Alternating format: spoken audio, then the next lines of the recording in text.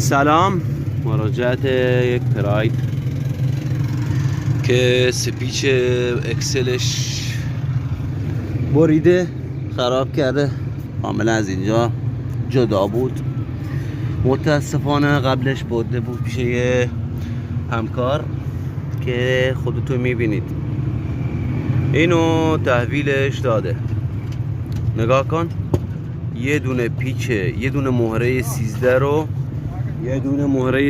رو جوشکاری کرده براش، قشنگ به یه خوشگلی زده، همون زیر قشنگ زده براش، گفته برو هر جو دوست داشتی گازشو بگیر برو.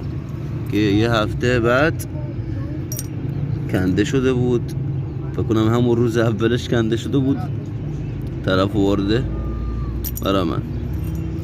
حالا من یه پیچ 17 همینجا رد میکنی یا اینجا رو میبری، نگاه کن، نگاه قشنگ کجا رو میگم، همینجا یه گودی، علامت یه گودی داره، اینو میبری قشنگ میری بالا سر خود شاسی و جای سوراخ پیچ.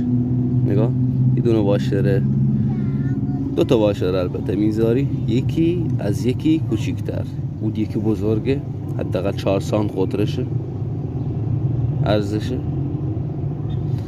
اون یکی هم نصفش، یعنی 3 سانت 2.5. بعد یه دونه پیچ کلو مثل همین، پیچ 19، پیچ 17، 19 بهتره، یه دونه 19 بذار، پیچ واشرش کن، صف کن محکم قشنگ سر جای خود. دیگه نمیخواد بری همین کار رو بکنی که خجالت آوره برای یه دونه صافکار. 3 تا ماشین الان برای من آوردن به همین حالت، نمیدونم مد شده، این فکر کنم مد شده پیششون که همین کار رو میکنه. این مده، میاد یه دونه مهره، آخه مهره است میزنی به پلیت هم میخواد نمیخوام بگم ورق، پلیده، حیفه بگی ورق چیز